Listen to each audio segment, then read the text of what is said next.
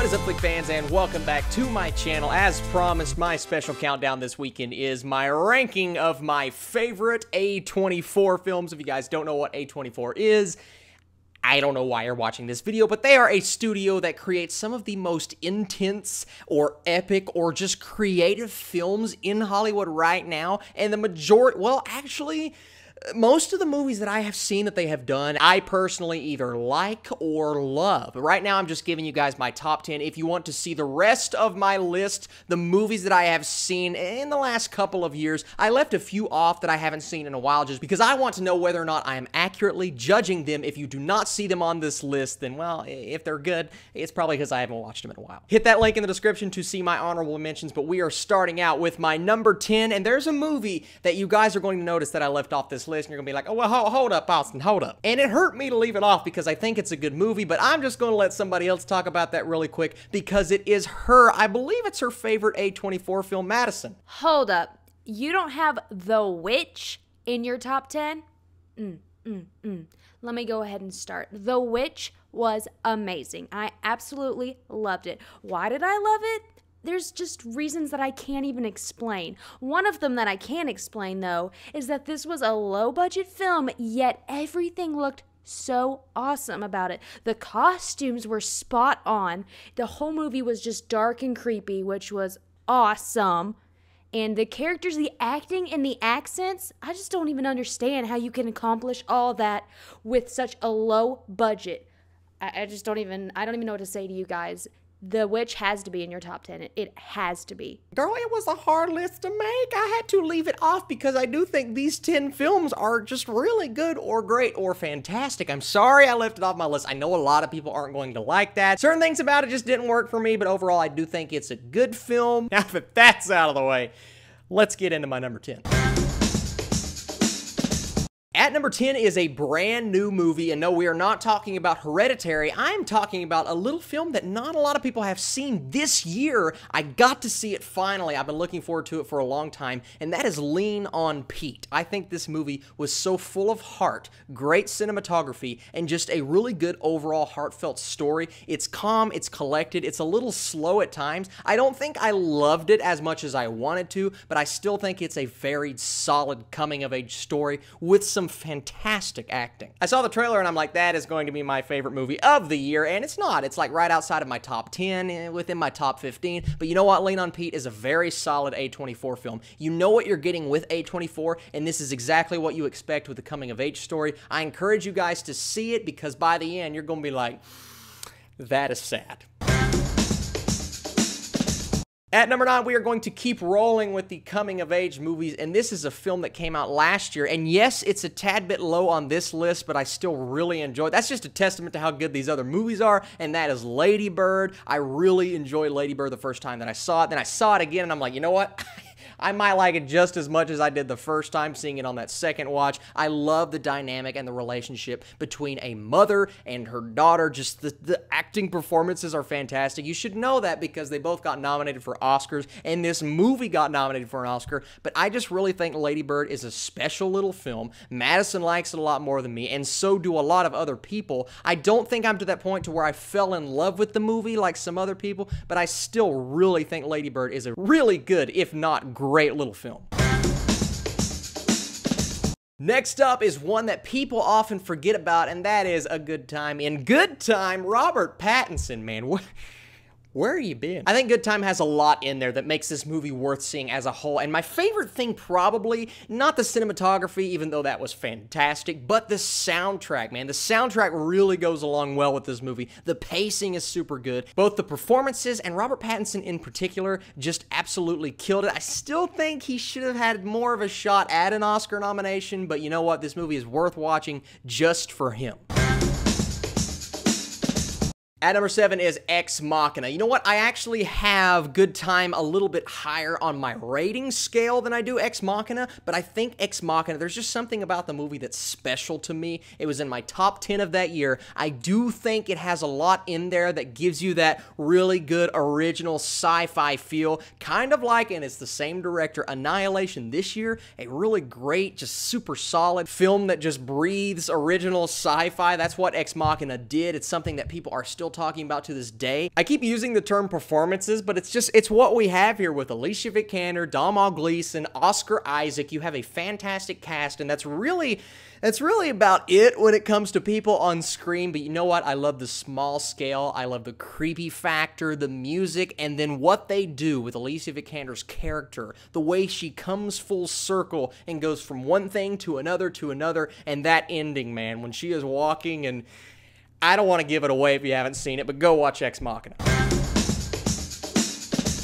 Number 6 is Room, not The Room. That's a very different movie on another list, but it is Room with Brie Larson and Jacob Tremblay. The first time I saw this movie, I was just kind of mesmerized at the way that they could keep the focus on these two characters, and they're really on screen the majority of the time. It's just them, and you are still captivated with what is happening. Jacob Tremblay's performance, what they do in that room together, what happens with his story, the intensity of what happens when he finally does this thing in the movie, which I'm not going to give away just in case you haven't seen it. See, that's the thing about these A24 movies. They're so like low budget and small scale that not all of you have seen all of these films. Therefore, I don't want to give away spoilers in this list. Just go and watch Room because it's very sweet. It's heartfelt. It's about a girl who gets captured and bad things happen to her. She has a kid. The guy ain't letting her go. That's all I'm going to say. But man, it's a special little movie.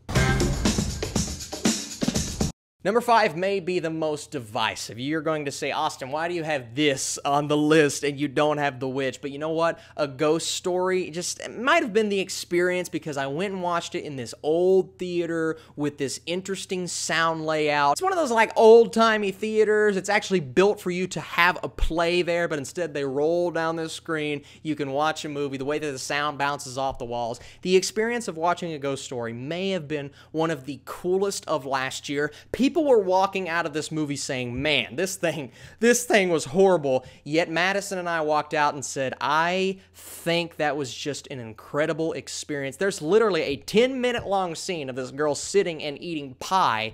Yet I still think Ghost Story is one of the best A24 movies. It's about a guy who dies and really just kind of comes back and haunts Rooney Mara's character, and it takes you from there on this whirlwind of an adventure, really, if you think about it, through space and time, and I was just captivated. I have not watched the movie since. I watched it one time because that experience was so good. Maybe if I watched it again, I'll realize I'm an idiot, but right now, it's number 5.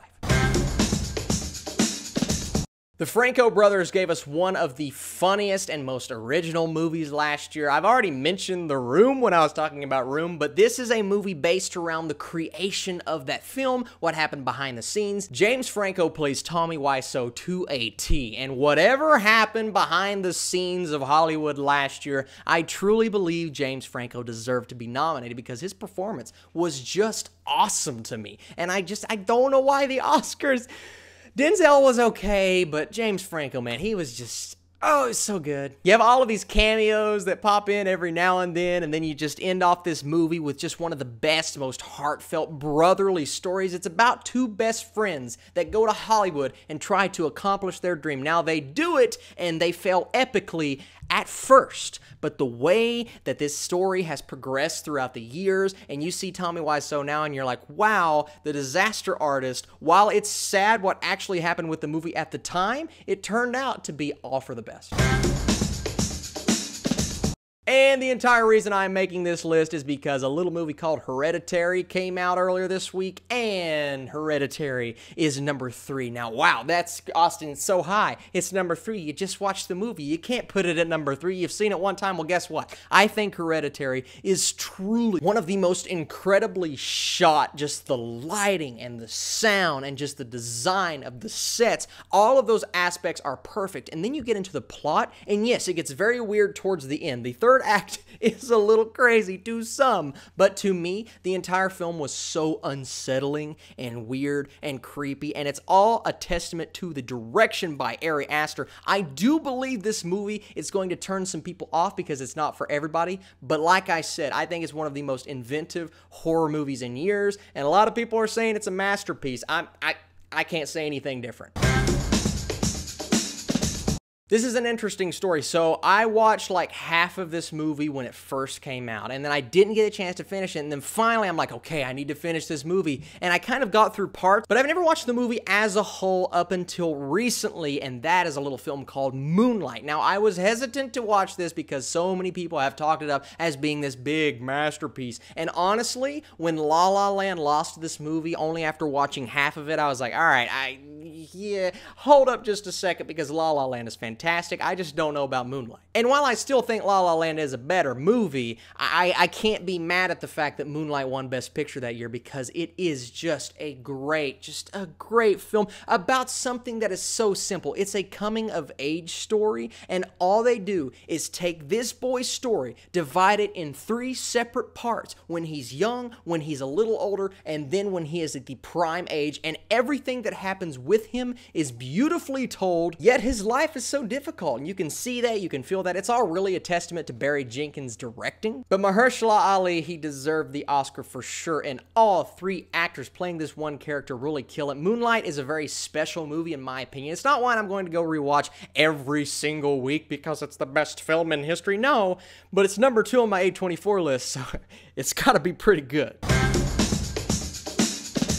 Now here we go. This movie is in my top 100 films of all time. It got completely and utterly snubbed at the Oscars last year, and it really hurt me. The only thing that got nominated was William Dafoe. I think he should have won, but I wasn't mad at Sam Rockwell winning, and that is The Florida Project. You know what's cool? I like this movie so much that when I was in Orlando earlier this year, I actually went, and it's not even a set, I went to the place, the area, the part of the town where this movie was filmed. And yes, it is a very sketchy, difficult, tough-looking neighborhood, and I got to experience that. I got to see all of the different places and just the beauty of what is in these old buildings and these broken-down stores. And not that they're the best-looking things ever, but that movie, the way that it was shot and directed, just made all of these things look so beautiful. I love the colors, I love the story, I love the difficulty of both of these, just the mom and the daughter, and I love how it's told from the daughter's perspective. When things are happening in the background with the mom, you just get to see the daughter's face, and then finally you get that emotional payoff at the end with this performance by William Dafoe, just this fatherly, I will forgive you no matter what you do to me, even though I have to make you think that I'm not going to. I love the themes, the messages. It was really heartfelt. I keep saying that, but A24, just something about all of their movies makes me feel happy. They're well-spirited and just all around well-directed. I love, love, love The Florida Project, and I cannot wait to watch it for a 4th or 5th time. I've seen it too many times. But the beauty about a list like this is not every list is going to be the same. Actually, they're going to all be completely different. I really don't think I've seen an A24 film that was horrible. Now, there have been bad movies to come out produced by A24, but I have kind of avoided them because I want to keep this just like, oh, they're really good. So what I want you guys to do, if you've seen at least 5 or 10 A24 films, put your lists down below. Give me your favorites, your least favorites, why some of them work for you and why some of them don't. I love that this is going to be such a different and interesting list. Please do that because I cannot wait to read these comments and feature you on my next comment spotlight. But today's comment spotlight comes to us from Mega Movies, who said, can I just say you are so funny, man. He's sweet talking me and saying all of these nice things. He said he gets a kick out of watching my reviews. I really appreciate that, man. I appreciate all of your comments constantly and just all of you guys for everything that you do, for the likes, for the thumbs up, for the subscriptions, and just watching my videos, especially these cliched off-the-wall things like this. This specific countdown I was really excited to talk about. If you guys like this video, I will continue to do more. Thank you for the comment. Thank you guys for everything. You are the absolute best, and I will be back very soon with another either movie review or trailer reaction. We'll just have